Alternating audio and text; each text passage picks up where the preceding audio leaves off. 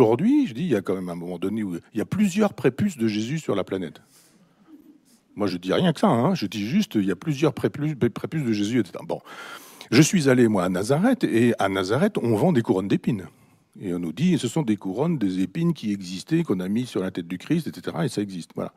Vous avez un suaire de Turin dont on nous dit qu'il a évidemment recouvert le corps de Jésus. Et moi, je dis, mais je regarde les textes, il n'y a pas de suaire dans les évangiles. Il y a des bandelettes. Je ne sache pas qu'une bandelette puisse faire 9 mètres de long. Ça s'appelle plus une bandelette dans ces cas-là.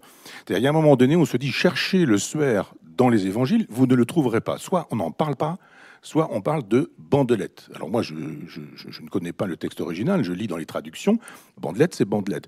Et il y a un moment donné où quand on me dit, mais enfin, là, mais bien sûr qu'il y en a plein, des preuves, regardez le suaire. Je dis, mais non, mais lisez les textes, mettez en relation avec la vérité, vous verrez que le suaire, s'il existe, ne peut pas avoir entouré le corps du Christ. Qui plus est, quand on a fait des analyses au carbone 14, qui témoignent que ça s'est plutôt fait au Moyen-Âge, et on a même au Moyen-Âge le nom du personnage qui fait ce suaire. On sait qui l'a fait, on sait ça a été dit, comment, de quelle manière, etc., etc.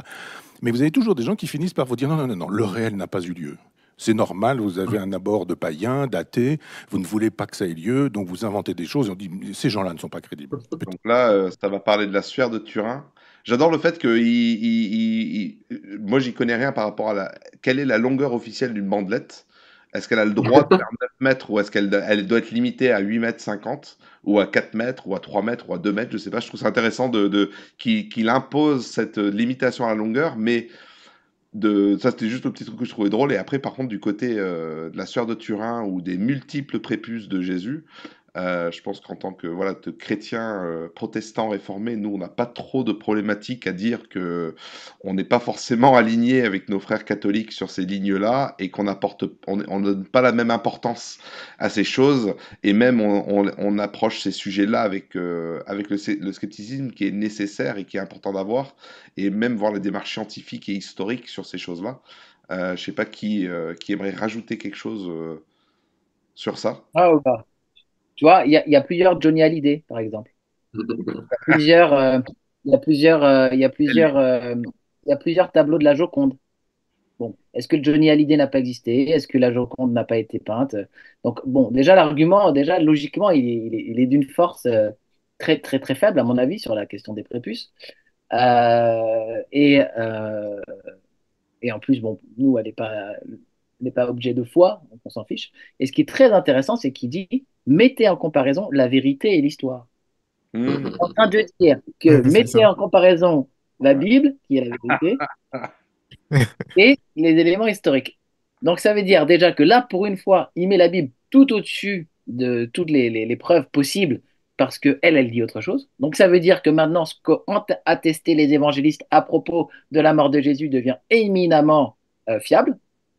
Et il est en train de dire que le travail des historiens, lui, par contre, ne l'est pas.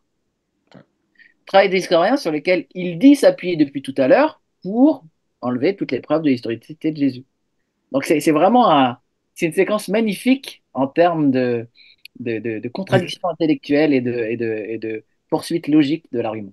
et ce que je trouve aussi euh, intéressant et drôle, bon, comme tu as dit, nous, on accorde peu d'importance à ce genre de questions, mais il parlait par exemple du linceul, il dit que voilà, dans les évangiles, c'est des bandelettes, etc. Et là, devant moi, j'ai juste Luc 23, versets 52 à 53, où on dit cet homme se rendit vers Pilate et demanda le corps de Jésus. Il le descendit de la croix, l'enveloppa d'un linceul et le déposa dans un sépulcre taillé dans le roc où personne n'avait encore été mis. Donc il dit que oui, déjà, voilà, il lit pas les textes originel en grec ou autre, mais il lit juste les traductions. Mais là, je suis dans une simple traduction, une 1910, qui parle d'un linceul et non de bandelette. Donc, encore une fois, faudrait qu'il étaye un peu plus son argument et qu'il cite les passages de manière plus précise. Donc voilà juste ce que je voulais rajouter.